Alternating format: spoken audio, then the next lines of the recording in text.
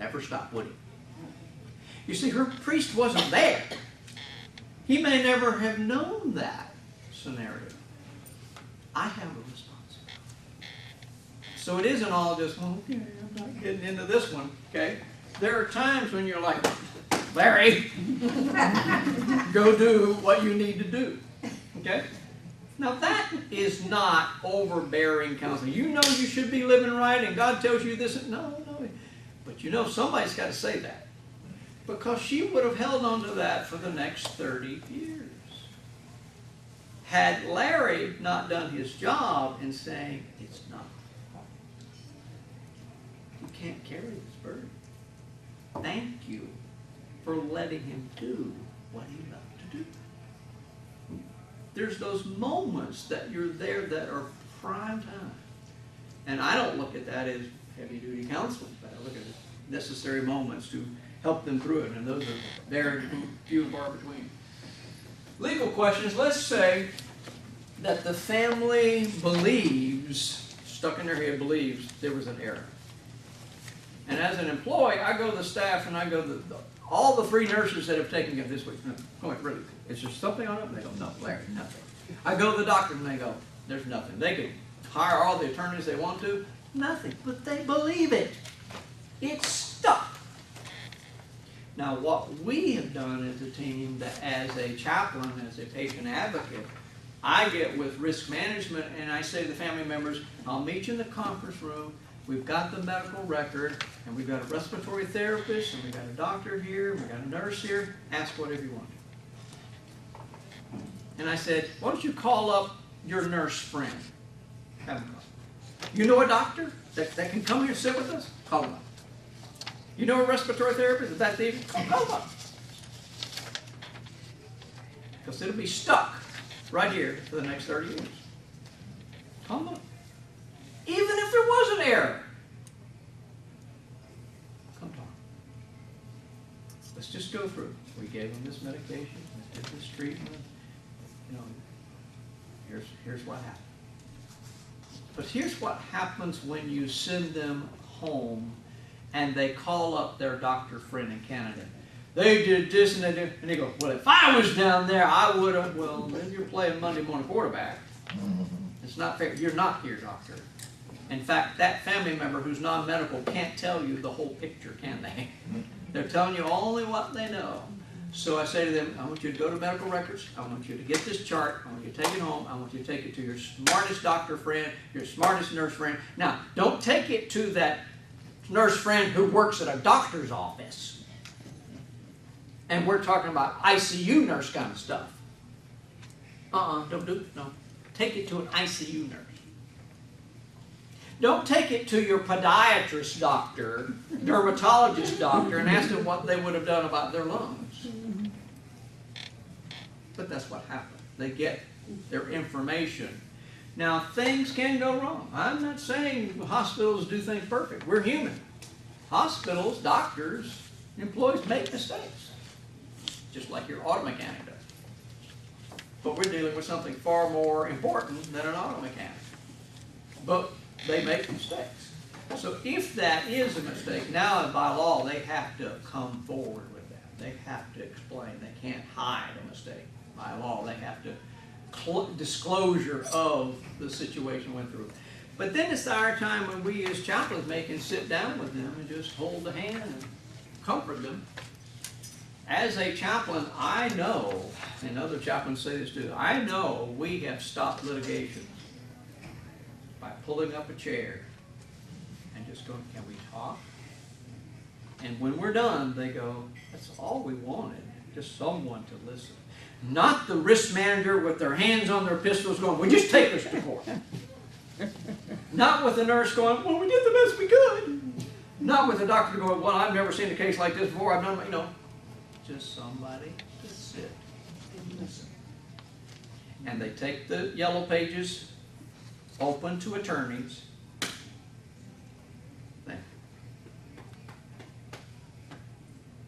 Can't go back there, can't bring them back, can't undo the bad outcome, but somebody was here. That's all they want. I know we have stopped thousands, millions of dollars of litigation just by a listening ear, just by being at the right moment.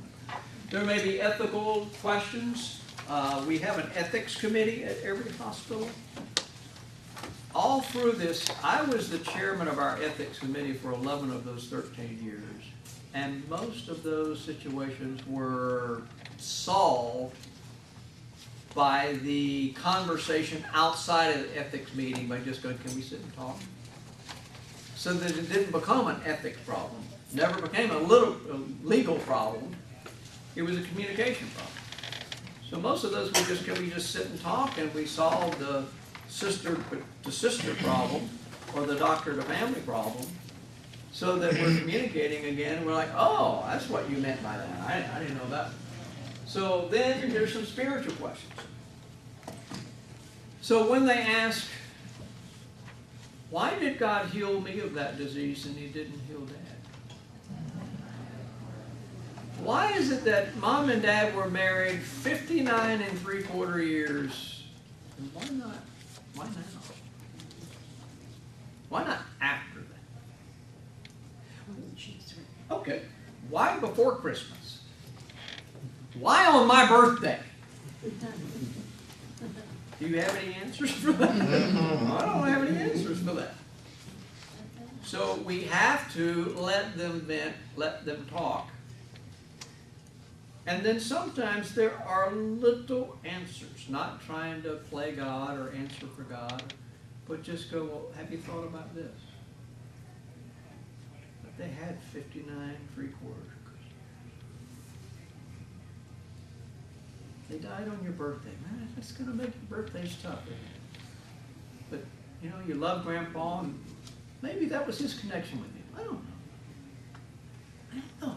I'm not going to make up stuff that, you know, well, God needed another angel in heaven, so we got one. The Bible never says we become angels. That may be a devotion, okay? Of what we're going to be, creatures in heaven. I heard the most funny thing in a death and dying situation where a man had died and his wife was there, and two nun sisters came in to give her comfort, and one didn't know what else to say, so she goes, well, he's a little angel now. And I saw the twinkle in his wife's eye, and I go, oh, here you go. She goes, well, he never was one before. I high-fived her. We were rolling double, me and the wife. The two nuns were they didn't know what was going on. Sometimes that's the perfect icebreaker.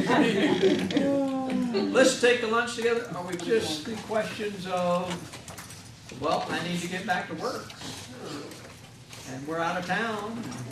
I need to tell my boss if I'm coming to work on Monday or Friday, and I've got a babysitter I need to set up with them, and we didn't bring the kids, and, you know, just normal life. And so, how long is it going to last, nurse? How long before Dad will pass? And she should honestly, or he, I shouldn't be second about nurse, he or she, the nurse, honestly say, I don't know for sure, but I can give you a guesstimate. And then when it lasts for days, they're like, well, I thought it was on life support. I don't understand. This doesn't make sense. You said you were assisting him. Well, yeah, I mean, he might have passed if we didn't do this at all. But what we did for him helped him for several days and weeks now.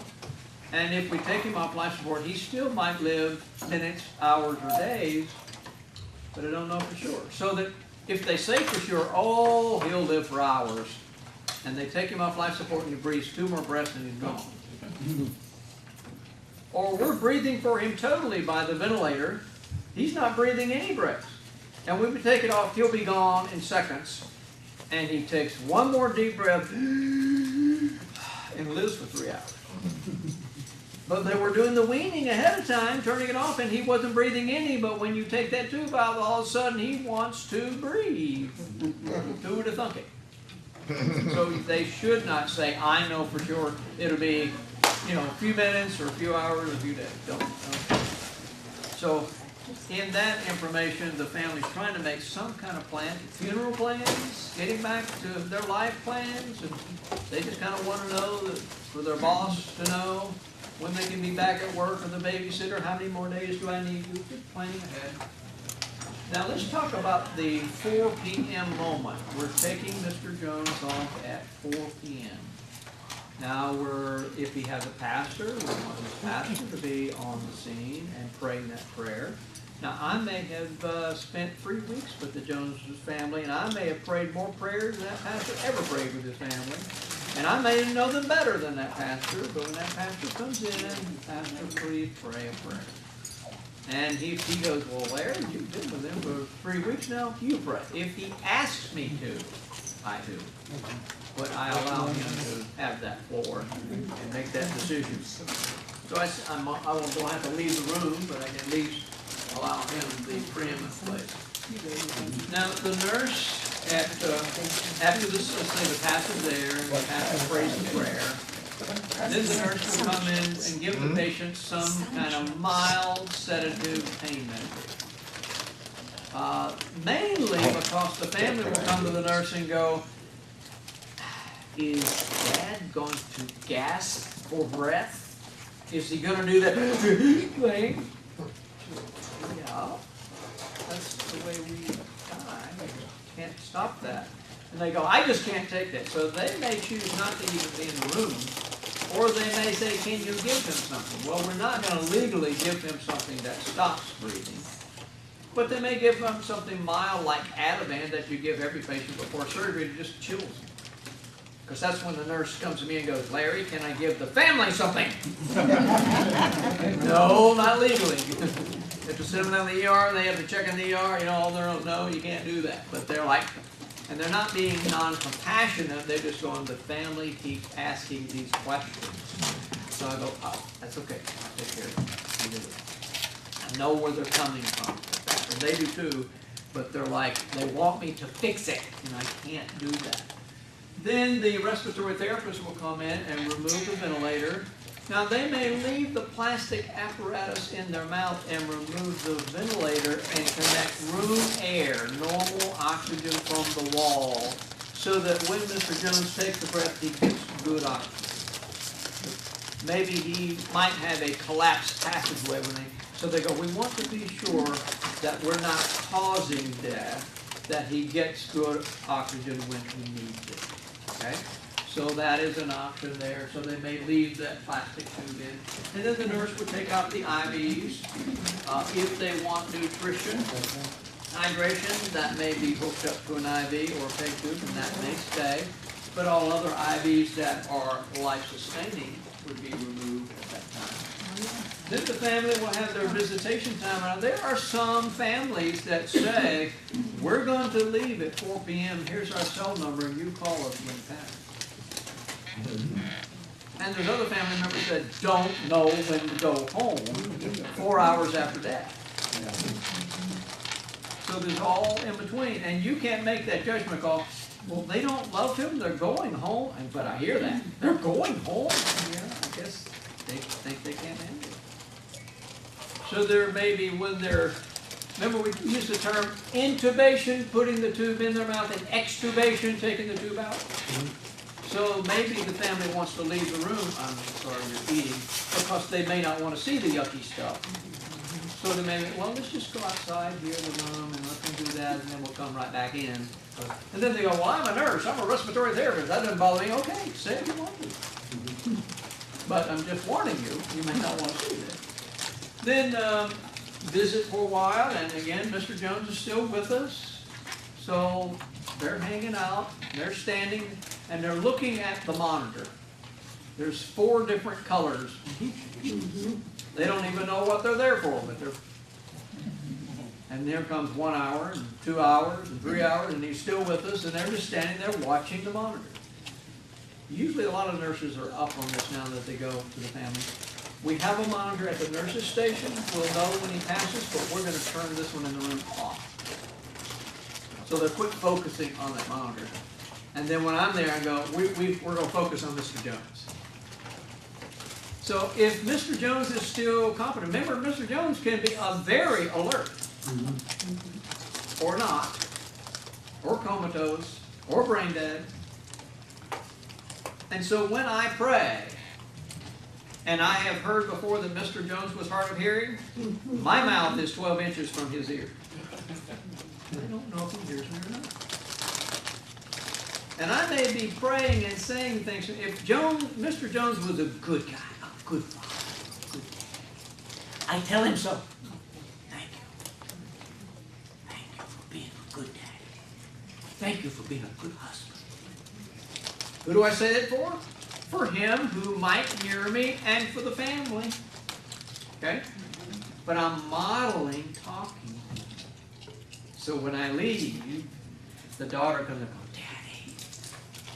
Now I asked the family at that time, did any of you like to be in the room, even before 4 o'clock, did any of you like to come in the room and spend some time by yourself?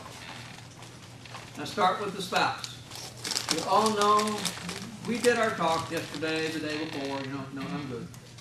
And then the children, and then other relatives. Anybody? Oh, no. But some go, oh, please, thank you.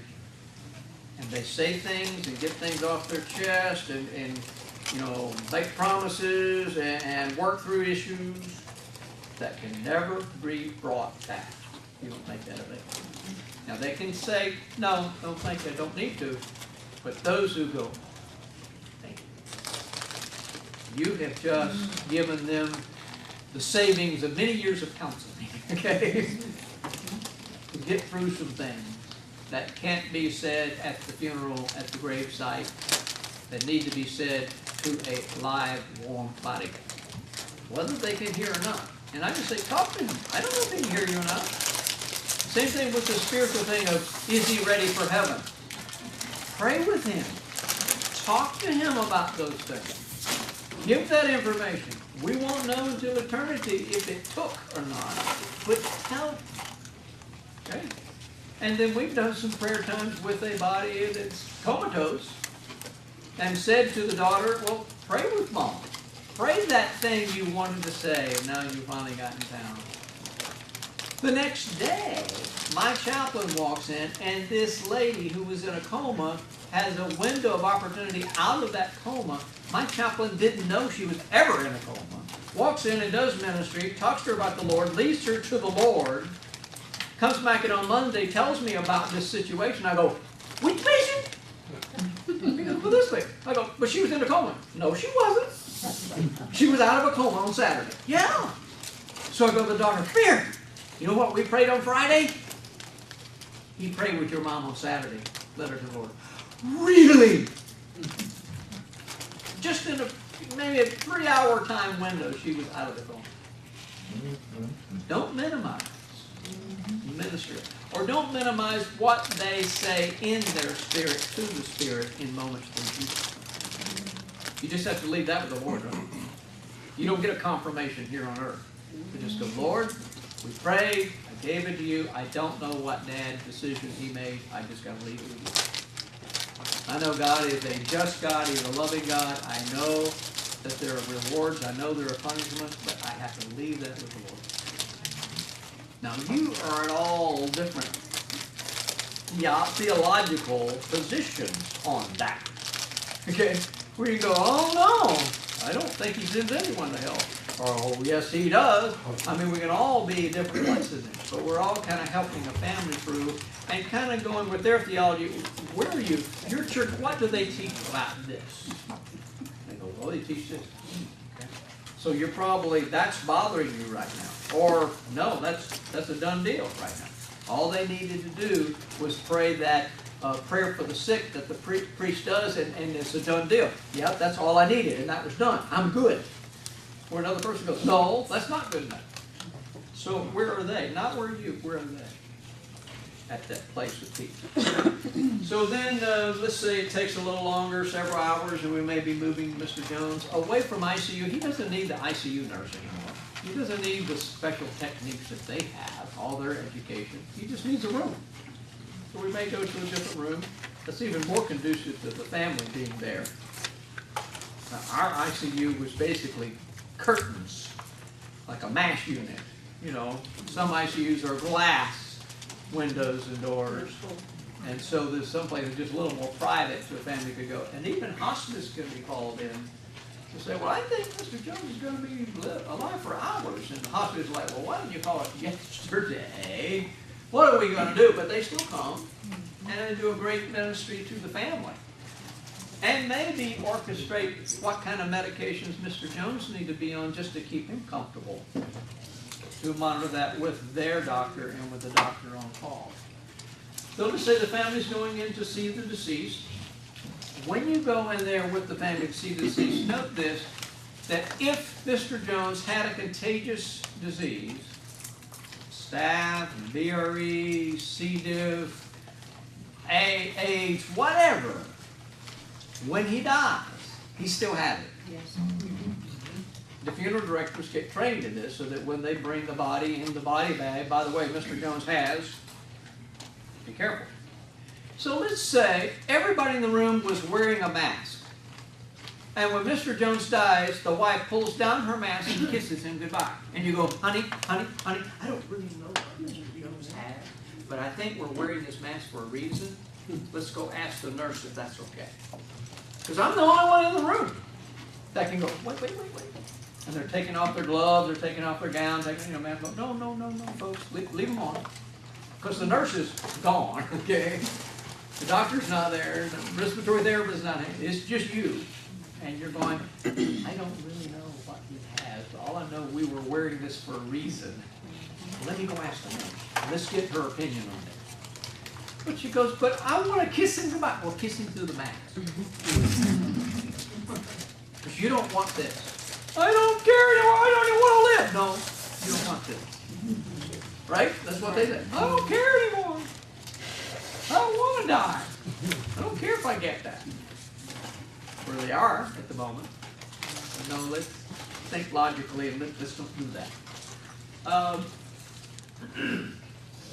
Ask the nurse to deal with secretions. Let's say I won't say anymore, but let's just say something isn't good. I'm not eating. But just say the nurse needs to come in and take care of that, okay? So it can be presentable. The intubation tube, the same thing. Closing of their eyes. Most ICU deaths, they've already put some salve on their eyelids and put some tape on their eyes and kept them shut and keep them comfortable. So their eyes aren't going to creep open because they've been shut. An ER death, trauma, motorcycle, car, whatever, heart attack, and then they bring them in, their eyes could be open or a little open or start creeping back open. And they'll get weirded out. Oh no, he's looking at me. We'll call the nurse in and ask them to close the eyes. We don't put little silver dollars on the eyes like they did in the cowboy shows. And then the nurse will come in on the jaw.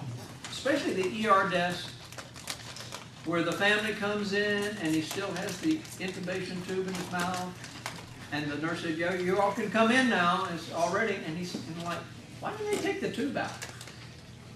In an ER death, where it wasn't planned death, we weren't thinking this was going to happen. He died. The medical examiner or the coroner has to tell the nurse to take it out before they take it out. Just to be sure there wasn't trauma out in the field that caused it. Okay? So until they get that phone call from the coroner or medical examiner, that tube stays there. So that's why you come in and go, why did they leave this in here? Let me go ask the nurse. Because the nurse could go, oh, the coroner called, said they could, hey, we got busy, we forgot. Yeah, we'll come in and we'll take it. Or no, they haven't called yet. Sorry, so it looks artificial. It's not right. You know, and they're like, so, but the IVs are taken out, it's still the jaw. Or if they're taken out and the jaw is open. Because it's kind of rigor mortis there. It's been open, they've been intubated for days, and then he died. And then a few minutes later they took it out and his jaw's still open. And the best thing you can do is put a pillow behind his head and push the jaw toward the chest, or put a pillow under here. There's not a lot you can do. So the wife is going, honey, to the dead person, close your mouth. Look weird. But there's not a lot.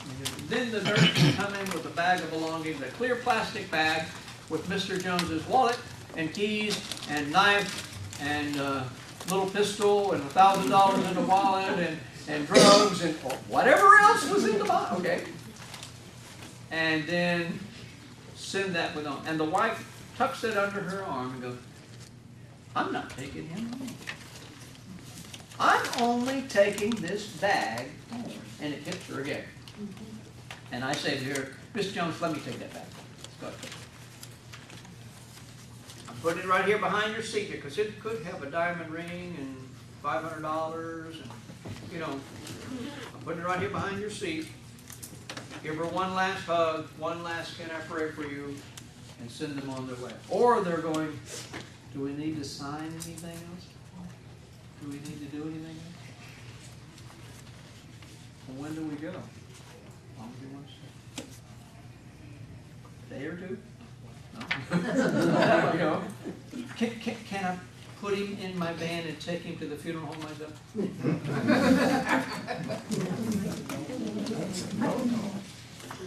Here, when they give the personal belongings to a family member, a family member has to sign. Yeah. Yeah, okay. The nurse does that with the, she takes care of it. And everything that was in the bag was listed. Yeah. But it may just be that gesture, you don't have to carry it to the car. And then the daughter may go, Chapa, I got it. But the wife doesn't. The husband. Okay? Just kind of take some of the steam. Then maybe you're sitting with the family, they don't know when to go, and you don't have to go, and you want to spend a few more minutes with them. Well, how many? How many minutes, how many hours, up to you. But you work that out in your heart and your timing, and you're there with them. So what do you talk about? Well, where did Mr. Jones work? Oh, he worked in a factory for 46 years. He was up in Michigan in that. Really? Does he have a pet at home? Yeah, oh boy, did that pet. Boy, he's been in hospital here 3 weeks, and he's just not the same, that pet. He's just acting weird, you know. And you talk about life. And you talk about spiritual. And you talk about things they did. Or you don't. You just read the room. You don't have to, me, you know. But then with personalities, where you go, I gotta say something. You're the kind of person on the elevator, you got to talk to everybody on the elevator. Or you're the kind of person like me that in 5 years, I take about 4 to 6 airplane flights a week. I think I've talked to 3 people in 5 years. You thought different of me, didn't you? Didn't you? Yeah. I'm a loner. I'm quiet. You thought different about me, didn't you? What's that? I read. And that's like, I read. Leave me alone. Okay? God is changing something. I have asked the Lord for help in that, to be friendly for years. I have asked the Lord to help even to be a witness for years. It never came until lately. I'm approaching total strangers. So I just left the hospital last week, going to Dade City, going to the hotel there, saw a man getting out of his car. You know how this thing is? They hadn't got out of the car yet. He's got his walker and he's got his shirt buttoned down with one button, and he's sweating profusely and hadn't even gotten up out of the car yet. He's got his granddaughter there with him. So I go, you need any help? No, we're fine. Roll in my luggage, and I just rolled it back and I go, I like praying for people. Do you mind if I pray for you? She says, oh, I really like that. So I asked God to, and I go, well, what happened? He goes, well, I had open heart surgery, had a total hip, and all this just lately. And I asked God to do a blessing on him and to pray for his heart and to pray for his hips, and just wished him a good day and left. And I go,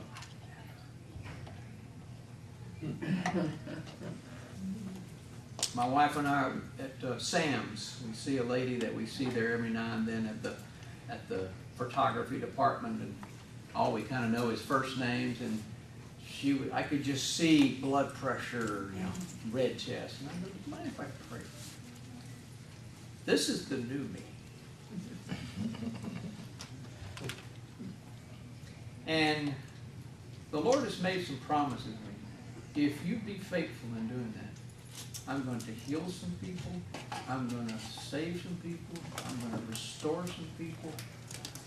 But you're not going to see it that He had it. Okay, Lord. I mean, I'm scared spitless to do stuff like this. This is not me. I don't like doing it. It's the new me. It's the empowered me. It's the God in me doing it. It's not me. And I know some people that they do that all the time, and they're just talkers. My dad was that. My dad he would lead people over to my house, on the front porch, at the supermarket, everywhere, and he'd go, "Son, what's the matter with you?" And I go, "No." My mom was an evangelist. I'm an evangelist. What's the matter? I don't know. But Dad, you're a salesman outgoing, so is Mom, and I'm not. I don't know where I came from. Are you sure? And he goes, "Well, we look identical, son. I think you're from us." But it's like God's just doing a change, and it's just being there for a moment. So if you're shy like me, anybody shy like me? There's hope. Not me. It may take you 58 years like me, but there's hope. You talk to him. And I think it's just God in me making some changes, giving me boldness, giving me some confirmations that He wants to do things. So that moment can be one of those special moments. So I'm not talking about hot and heavy evangelism, taking your 40-pound Bible and reading 50 scriptures and beating them over the head, and don't you know you got to get right with God? No. There's a softer approach that reaches the heart. I'm not saying that they're all wrong. Definitely they did a better job than I did those years, right? But I'm just saying there's a good approach. So just sit and listen, acknowledge, bring peace. It's like a mafia funeral picture. I got it off the internet. I found out later that was a mafia funeral. Now, they're going to be asking all kind of questions of you. And they'll be going, what's your opinion? Do we embalm? Is it Christian to embalm or cremate? Is that wrong? Does the Bible say anything? Or what does your denomination say? And how much does it cost? And when will the body be ready? And where do I get death certificates? And, who do I notify? And like you were talking about, can we ship on the plane to another state, another country? And you might know some of those answers or not. But the funeral home knows the answer. And then we go, what's a good funeral home in town? So I can't legally solicit and say, the one I sent my mama to. They took good care of us, go there. That would be wrong for me to say, go to this one, not that one. Even though I know, good or bad, I can't say it. I just have to give them a list. Here's all the funeral homes. Call around, make your decision, and they say, there may be a different price for the same thing. So, shop around. Oh, no, shop no.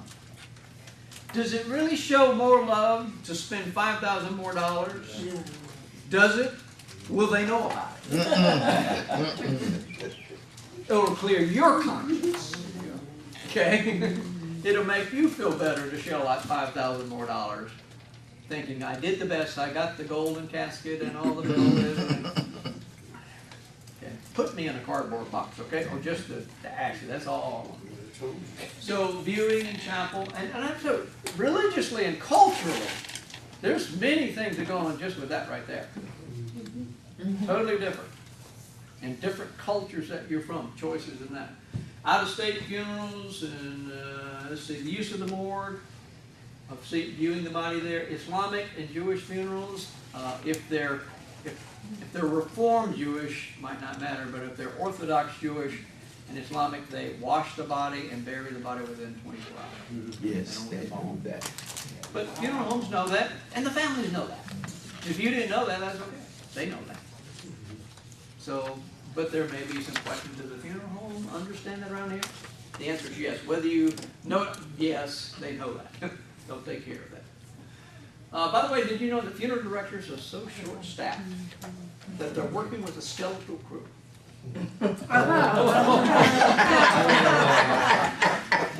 That was. They're also the last one to let you down. They only get worse from here.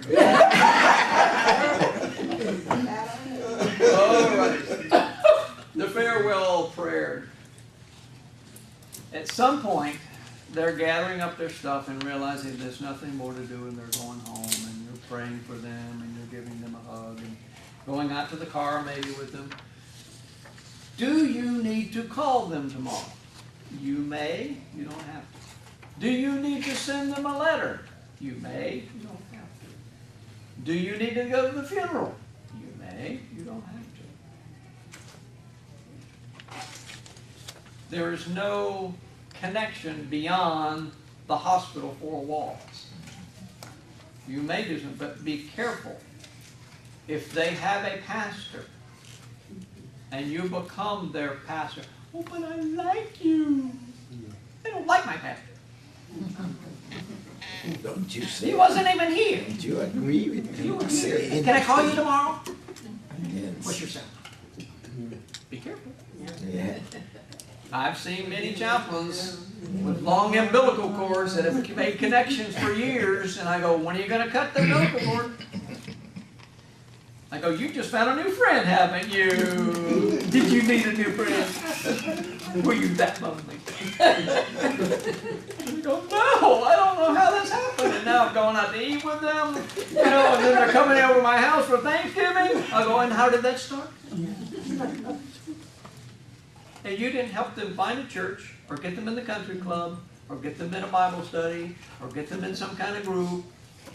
You're their friend for life. Now, if you need a friend, and that's okay with you, and you have time, and that's just the way your heart goes, fine. But just be careful with that. This job can become a monster if you don't have boundaries. Now, another seminar that, we've already done that 20 ministry predicaments together, I think. I've done that before.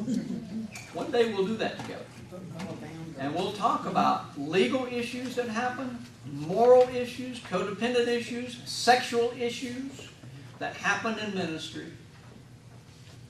That, to God's glory, it's amazing some of us that are still married and still in ministry and aren't in prison. But some of the pickles we've gotten ourselves into.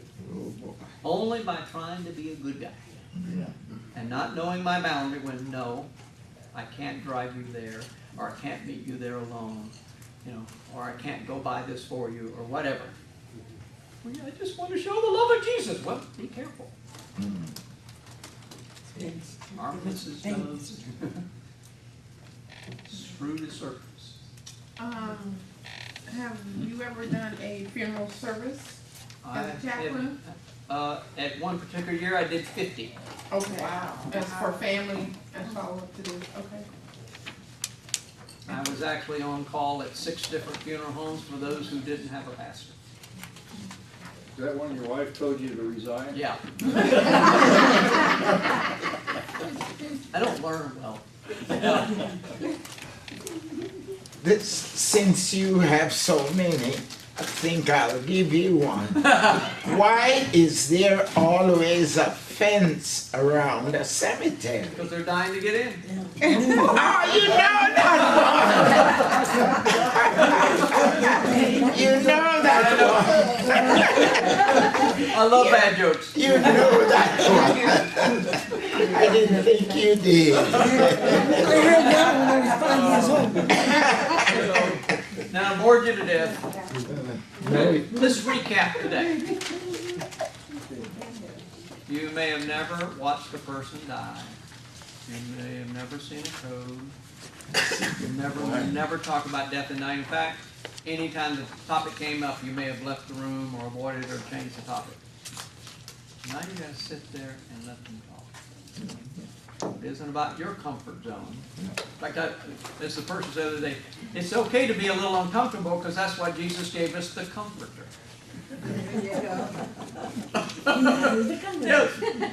I thank you for this because 2 years ago I actually lost my 5-year-old, he was 5 years old 2 years ago, grandson.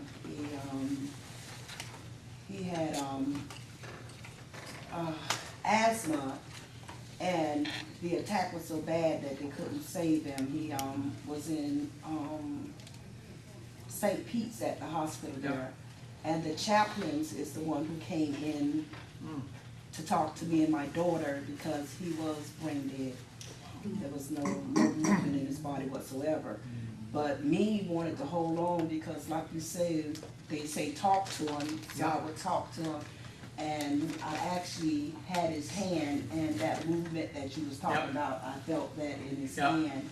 And still to this day, even though it's been 2 years ago, you said there's no angels, that was my earth angel. He was a godly little 5-year-old boy. Everybody called him the little preacher because he loved church, he loved God, anything to do with God, he was with it. He was answering questions in church for that grown people would be answering, and this little boy was in there answering it. So he was a God-filled young man when God took him home. And I had to, and we're still dealing with it right now today. Because my husband is still in that denial, even though it's 2 years ago. He's still in his denial process. So maybe I can take this home and talk with my family about it, and we can better cope and deal with it. So I thank you and I appreciate you for teaching me this area. I didn't think I was going to be able to stay through it. I was over here crying a couple of times and she kept me laughing, so that got my mind off of it. Let's talk a little bit about tears. I grew up in a family where you weren't, boys don't cry and we don't hug, we don't get emotional. I wish, looking back on my chaplaincy, I would have let go and cried more. Scripture says to laugh with those who laugh and mourn with those who mourn. That means when you're laughing, I'm going to go, now stop that. Now you just laughed enough. You're laughing. And when they're crying, you don't stop that thought. I can't deal with you. I tell the men around the church I serve, it's a fable about it's a weak man who cries. I tell them it's a strong man who cries. Thanks for your day and your time. Sorry. Thank you. God bless you. Let me pray a prayer of blessing on you. Father, I know this is a calling. They're here today. They wouldn't care about hospital ministry had you not called them into this. So because you called them, you said when you call, you also equip us. So we're waiting on your equipping, that each day we go in the room, we know you're there with us, giving us the ability. And with this little bit of information, they can even understand some of the normal situations that go through and empower them to do great ministry. I thank you for what you're going to do through these people. Bless them in the name of Jesus Christ. Amen.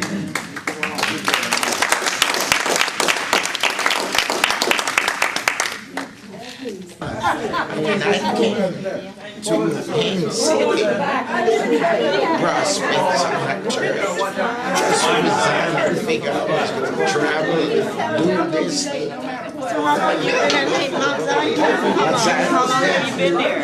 I mean, I couldn't see it here. Wow. But I served them a whole year in the past. They were literally looking me over. I think that was it. And at the end of the year, they asked me would I like to serve them permanently. Whole year? The whole year I was in training.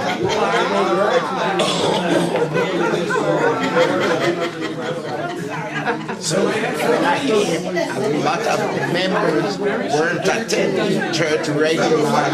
Some of them had just stopped going because they had a problem with my predecessor. I couldn't ask him to leave, so I had to round up all the members who were not coming. And fortunately for me, my wife knows just about everybody. And that worked out. Did you come to go to school in Haiti City? Yes, ma'am. Did you know Joe Stevens? No. He died some years ago. He was the shop teacher. Yes. Well, I married his widow. I didn't know her. 13 years ago. And she knows just about everybody because of me. So she's not in the education system. Was she a teacher? She was in the school system. She retired from school with migrant program. With the migrant?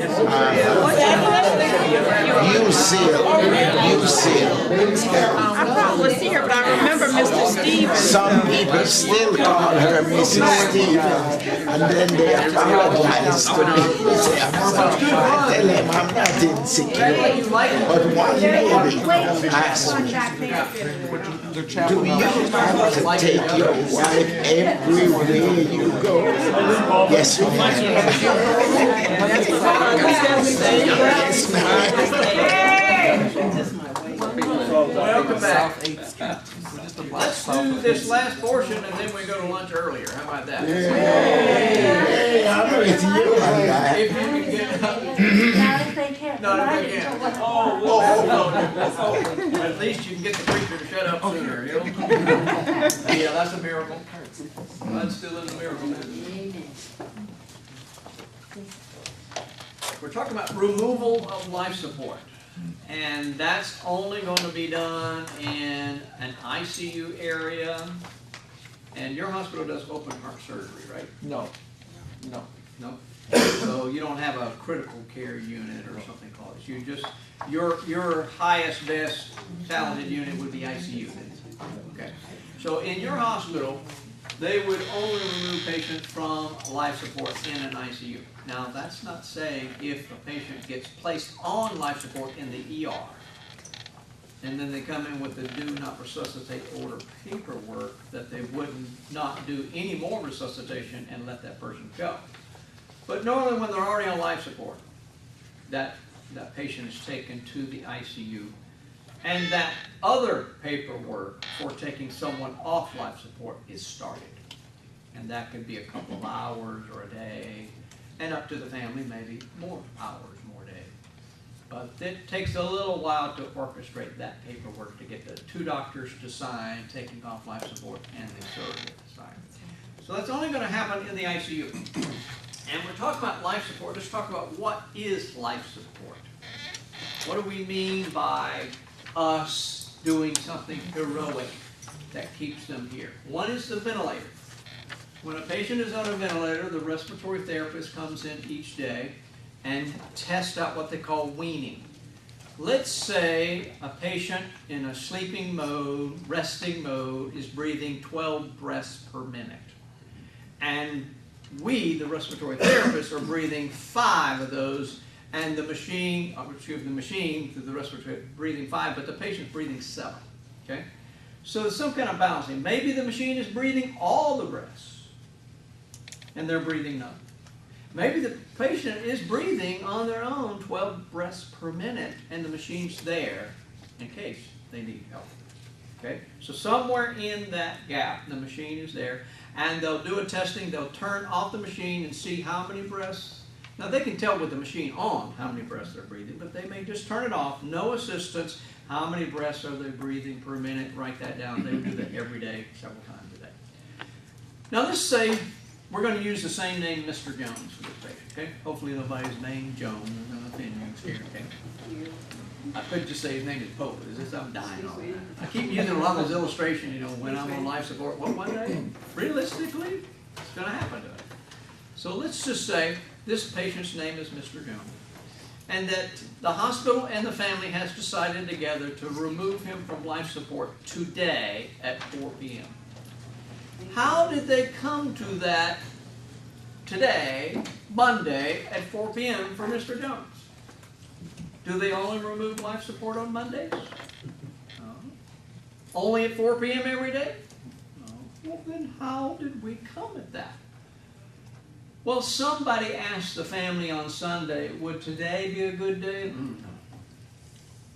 Okay, not Sunday. Somebody suggested Tuesday. No, we really need, if he's going to pass, we really need to get back in town. I need to get to work, or I have a whatever I need to do on Friday. Honestly. Life goes on. So not Tuesday. And somebody said Monday, and their heads went, if we have to. Then somebody suggested 8 o'clock Monday morning. Oh, no, we got to get our kids to school. And then they'll be at school. And somebody suggested 7 o'clock tonight, and that was too late. Somebody goes, how about 4 p.m.? And everybody goes. That's how we arrived at when Mr. Jones is taking up life. The laws are different in different states.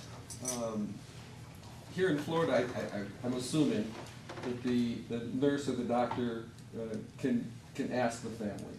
Mm-hmm. In Minnesota, that's not the case. Oh. My mother was on life support, and I was in there with my older brother. I said, Mom always said she didn't want any of this. I wish there was something we could have done before she got hooked up. And the nurse then turned around and said, well, there is something you can do. And she explained she wasn't allowed to offer that until we brought the question up. Really? Yeah.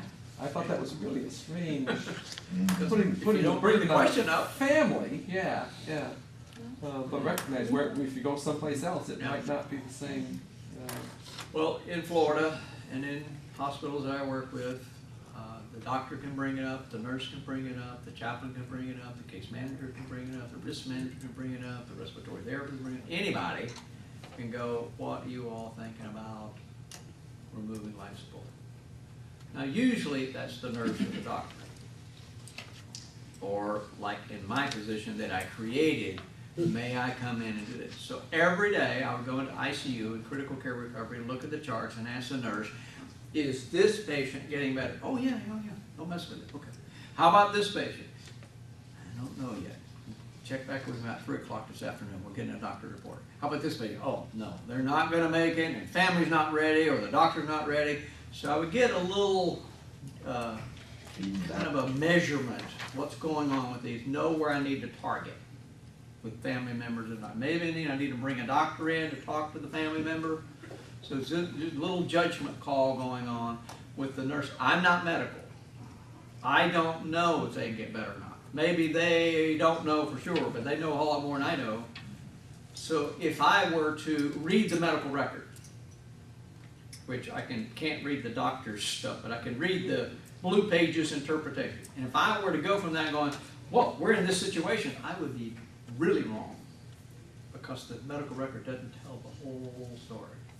But so a doctor just came in, what did they say? Well, this doctor thinks he can get better, and that doctor doesn't think they're going to better, and this doctor thinks he can do that. Oh, okay. Well, that's where I know we're at. Because in the removal of life support, it takes 2 doctors. Remember I said when you're this sick, you may have 5 doctors? But all you need is 2. One is your admitting doctor, and then one other. Now, you've been admitted, some doctor admitted you, and then they called in a bunch of consults, but all I need is the admitting and one other to say, this patient can't get better. They are at least in stage, or persistent vegetative state, or brain dead. Terminal is not good. They're at least one of those, unless they're terminal and they've said, take me off life support. So the 2 doctors have stated they're ready, and the surrogate agrees. Well, what if I have 2 doctors that are ready and the surrogate's not ready? Then we're not taking them off life support. What if I have the surrogate ready and 2 doctors aren't ready? Then we're not taking them off life support. What if I have a surrogate ready and 1 doctor but not 2? Then we're not taking them off life support. That's the check and balance system. So that no one can overpower it. Okay?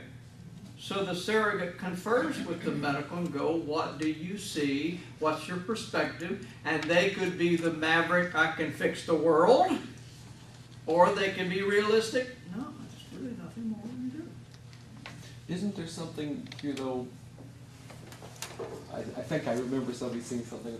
When the family doesn't agree, but the hospital says it's 14 days, or there's a number of days at the hospital. That's where we bring in the ethics consult. And first we bring in the person like me who sits and just go, what's going on?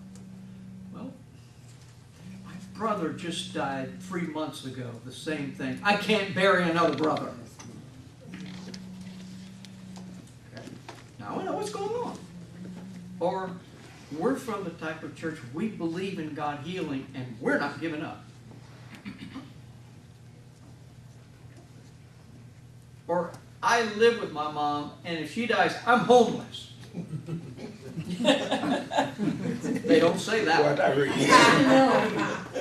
but I find out that 3 of the kids are mooching off mom, and they would be homeless. And they need to keep her alive for that one more November 1st Social Security check. And, oh, okay. Honest. Okay? Wow. Real world, folks. So you find out. You sit and listen and probe. Now, you may not be doing that much, but that's what I did to try to help them over those hurdles. So the other life-sustaining medications, I'm not talking about a normal saline solution that they give. I'm talking about the heavy-duty stuff that's keeping that heart thumping, keeping those kidneys going. That if you removed it, Mr. Jones would suffer loss pretty quick. He won't do well without that heavy-duty medication. The internal defibrillator. You've seen these people with the pacemaker and the defibrillator, one or the other or both, little hump on their chest. Cardiologist came in one day, put that under the skin, put the 2 leads on the heart, and the pharmaceutical agency that built that came in with their laptop computer and put a probe on the outside of their body and turned it on. You don't get under the skin and flip the switch. So on this day, when Mr. Jones is going to be removed from life support today at 4 p.m., that nurse needs to have that pharmaceutical agency come in and put the probe on there and turn it off. Because after he dies, what it's going to do its job. Boom. And keep on doing its job. My husband has one, so Okay. I'm prepared. How many times has it gone off? Never. Thank you, Lord. Okay. And I don't want it to. Yep. We knew one man in our hospital, his had gone off 1,000 times. Oh my goodness. And he said, do it again. At least it's the type where it catches it so quickly, you almost, you're kind of out. Ooh, it's not, not quite as violent as the paddles, but it's a smaller shock, just enough to get going. But so that needs to be stopped. Now, yes, the nurse can come in with a big heavy-duty magnet and kill it. That's why you shouldn't be around microwaves and magnets. Okay. But they can do that. But the better way is, okay, we're removing life support today. Come in and turn that off. Then treatments. Since you don't do open heart surgery here, you probably don't do these kind of dialysis treatments called CRRT or DVBHT, which is not the dialysis every other day for 3-4 hours. It's all day long, all week long dialysis. That if you turn that off, Mr. Jones is not going to do well because his blood's not being cleansed. That's heavy duty teaching hospital kind of stuff, okay? So that's life support, and that needs an order to take it off. Nutrition and hydration, we talked a little bit about that, that at that last hour, day, 2-3 days of your life, when we're making that judgment call and the family goes, nurse, we're going to take Dad off life support today at 4 p.m. Should we continue to do nutrition and hydration? What does it say?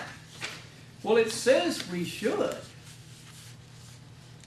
Did you know what you were writing when you... I didn't know what I was writing by feeling. Before I got into this business, I didn't know what to do. So it's a flip a coin. I don't know. And you check yes or no. And so we look at that on the day, well, he said to do it. And then we kind of go back to the family. If we do, it might kind of prolong things. Do you want to follow that? Or if we don't, I think he might live a couple of weeks and let's give him nutrition, hydration. Let's give him the benefit of the doubt. It can be reviewed because we really didn't know what we were checking anyway, okay? But it's there for the Terry Shivos of this world who are living only. They're not on a ventilator. They aren't on medication. They don't have a defibrillator. They don't have dialysis. They just have food taken to them. It's for those that we can go, why do we have to continue this? Because they said no. Okay?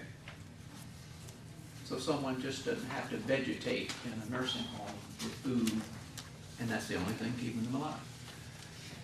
Joint Commission talked to the organ procurement agencies. let's see, probably you have an organ procurement agency somewhere in Orlando. We use the one from Tampa. And that organ procurement agency is the one that handles organ donation. Hospitals don't do that. They don't get involved. All we do is call them. And they come in with their team and they do the counseling with the family.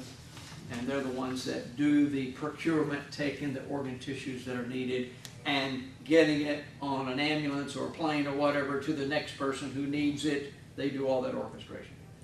Joint Commission said to the organ procurement agencies around the country back in 2008, you guys' rules are too strict. Now, they've never said that to anybody before.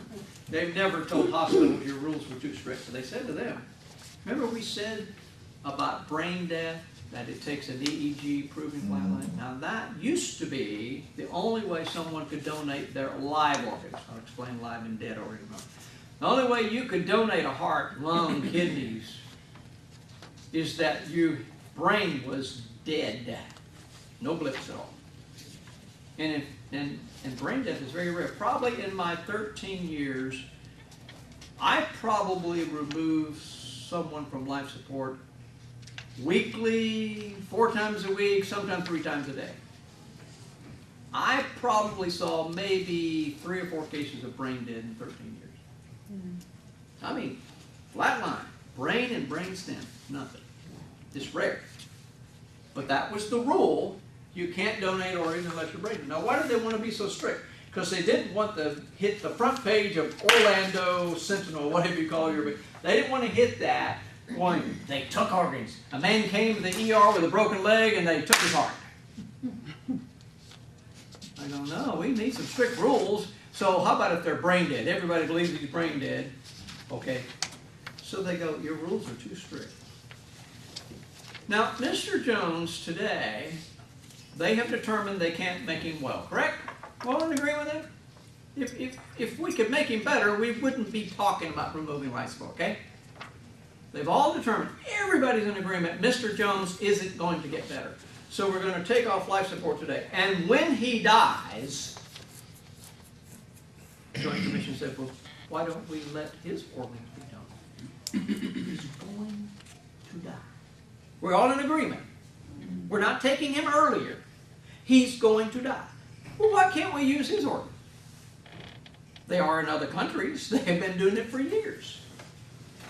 And the question was, well, if we take organs from a sickly heart body, are they any good to the next person? And the answer was, well, around the country, it's being used. I mean, around the world, it's working fine. They just won't let it be done here. So they said, okay, as long as Mr. Jones is going to die. So why don't we do this? That when Mr. Jones, if they're here today, 4 p.m., take him off life support. Let's take him as an unconscious or at least sleepy patient to the operating room at 4 p.m. The family kisses him goodbye. He goes to the operating room, and when he dies, the surgeons from the organ procurement team are right there, taking out the tissues that are necessary and rushing them over. So that Mr. Jones can help someone. He's not brain dead, but he's going to die. In fact, we waited until he died. Does anybody have a problem with that? If you put it that way, we go, well, he's going to die anyway. Okay? We're not taking him early. In fact, we may be sitting with the family and go, could we not take him off life support today and maybe tomorrow, because if we get the life support team here, the organ procurement team here, I think he could be a donor.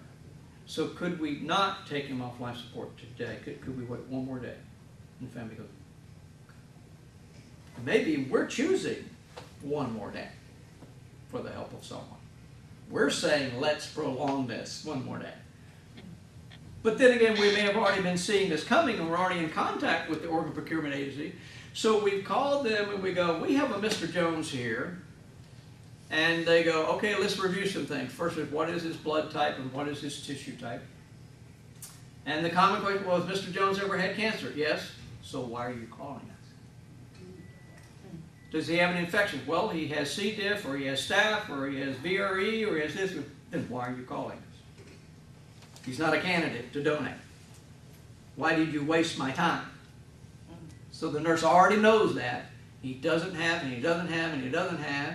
And so we're calling you about Mr. Jones, and he is a critical patient. He's dying, but knowing him and his system, I think maybe there's something that he could give. So they go, okay, we're on our way. And that team comes and looks through the chart and does blood tests and tissue tests. And then they look on their database, first in their locale, Orlando, and then to Florida, and then beyond Florida, and then beyond the United States. Is there anybody that needs organ tissue that he has? Because they're not going to just grab up stuff and put them in ice storage until they need. No, they only have a certain amount of hours of elasticity. So they take the organs that are necessary, whose person is the right blood type and tissue type. And they've got the database out there. In fact, they said in 2008, there are 92,000 patients waiting for organ tissue. Nowadays, they're probably up to about 111,000.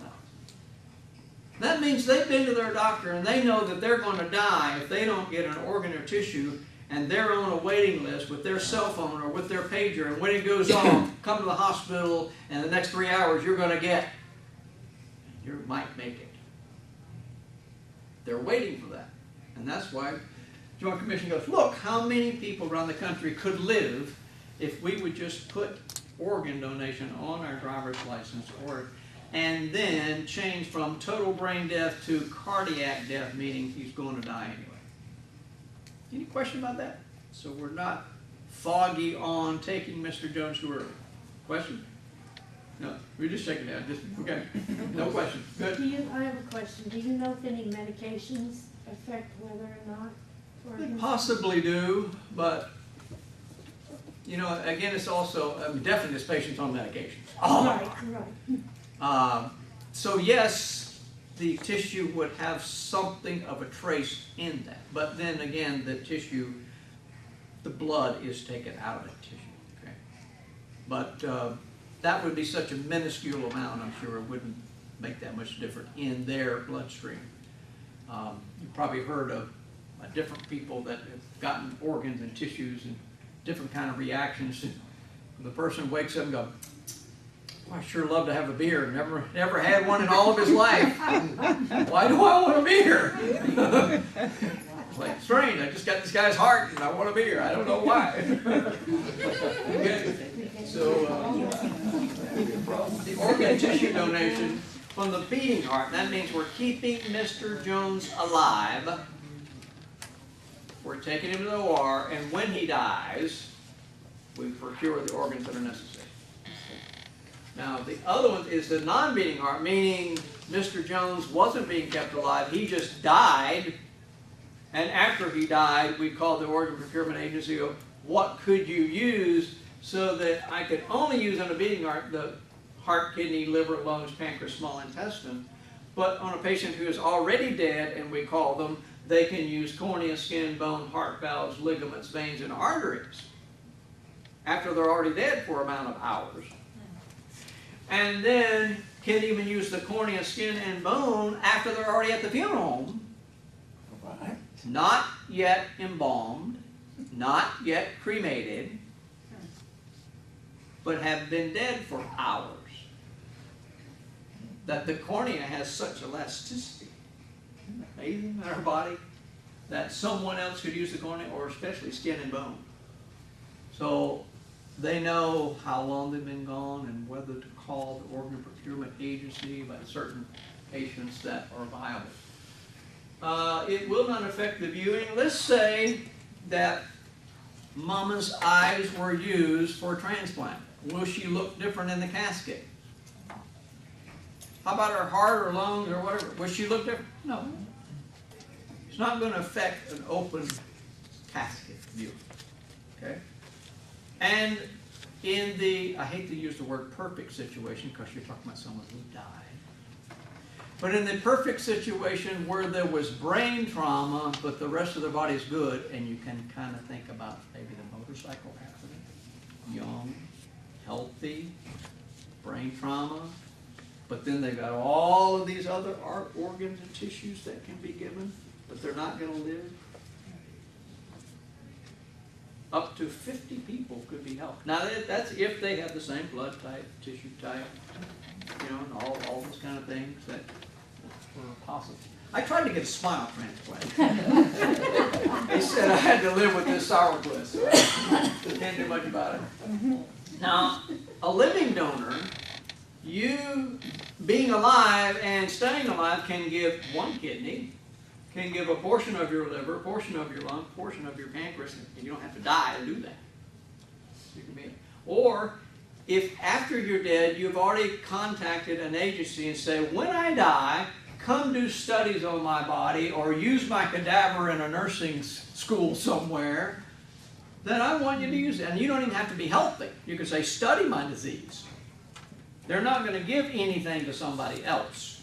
They're just going to study your disease or somehow use that. So you can go online and find it. And then they pay for cremation services. Now, your family is not going to get the cremated remains back for months. Have you ever gone to a funeral where there was an empty urn and you didn't know it was empty? You didn't know, you didn't. Because the funeral home was backlogged and they didn't get a chance to get something in it yet, so they just, well, here's an urn. You didn't know it. You can have a funeral with an empty urn. Or just, I've been to many funerals where there's just flowers and pictures and there was no urn, no casket. Because it wasn't ready. Well, they didn't want the urn. They didn't want the remains. So that's possible for family members to do that. Maybe they would give this much information. If you were an organ donor, you wouldn't want the family to know your name or where you're from. Most organs never give out that information. But they might say you're a school teacher in Texas or you're a little boy in Ohio or something. And the family may get that much information. And may say at the funeral, Mom was always a giver, and a little boy is alive today. And a school teacher in Texas is alive today. Okay? A little extra instead of Mom a giver. I also tried to donate my brain to science, and Dr. House said it wasn't working.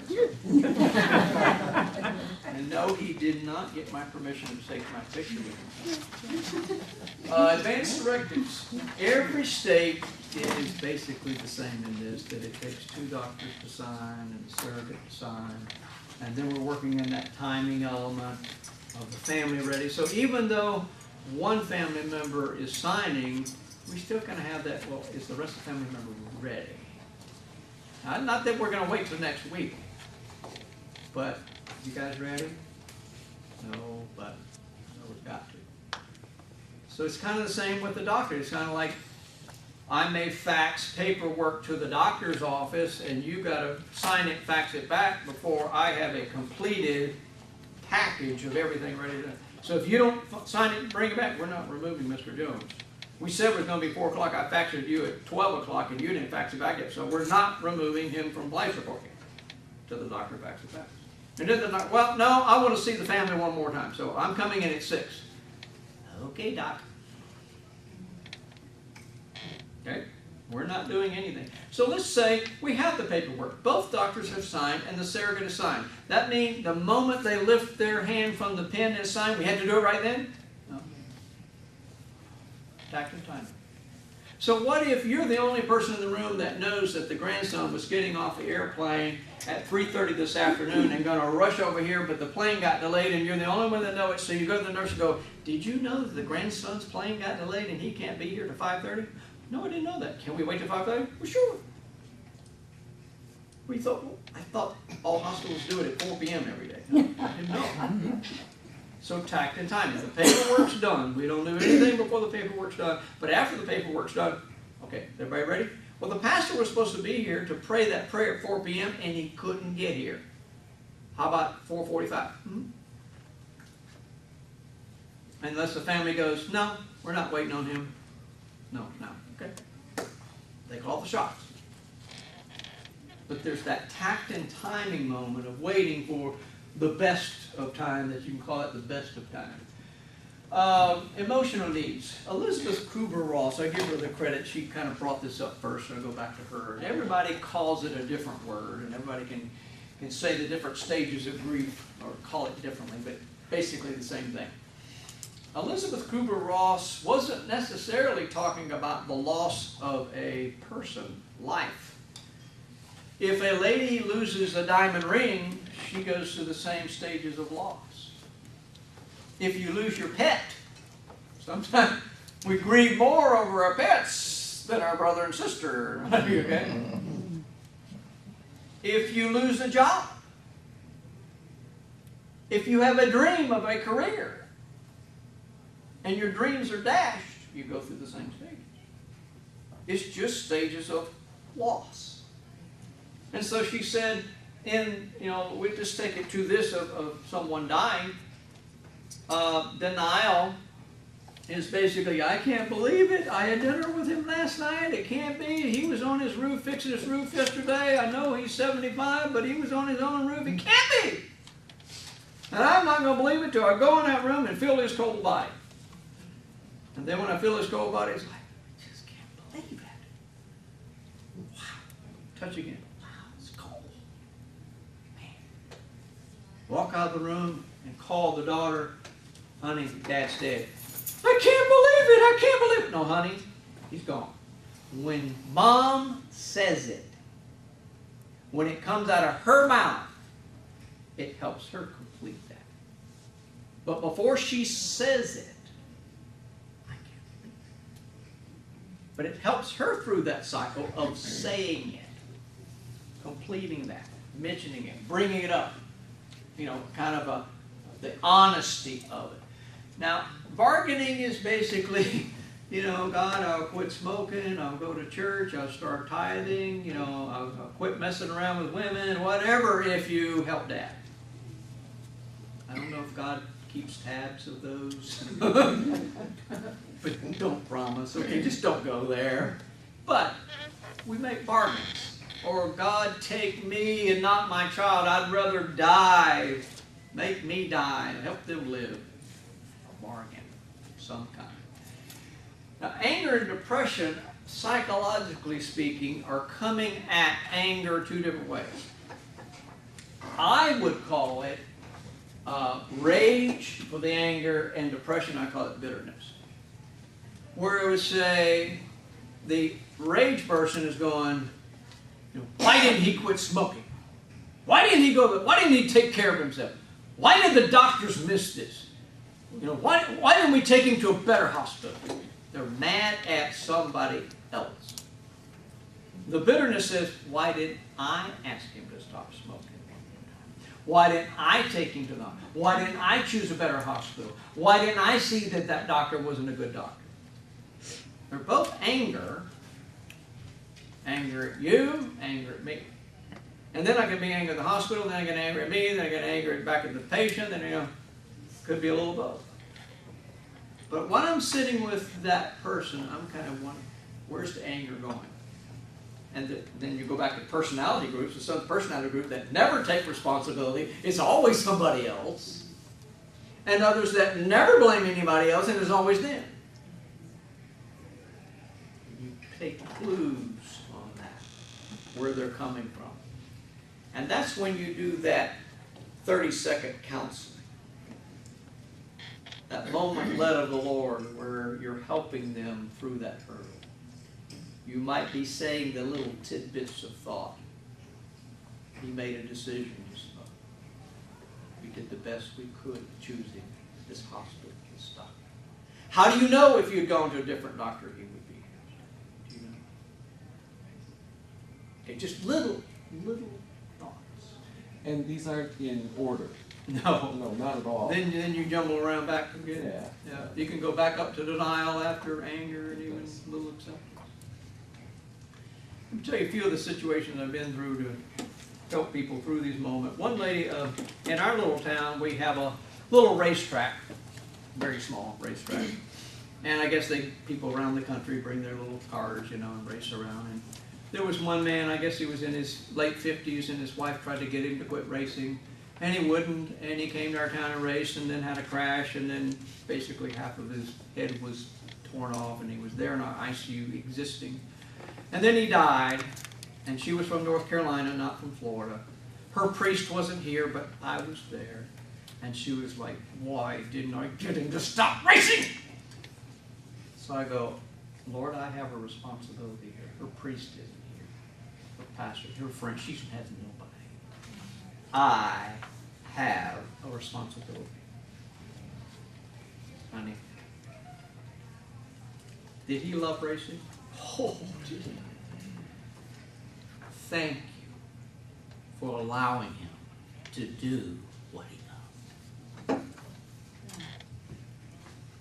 Were you ever going to talk him out of it? Thank you for letting him do what he loved. I know you lost him.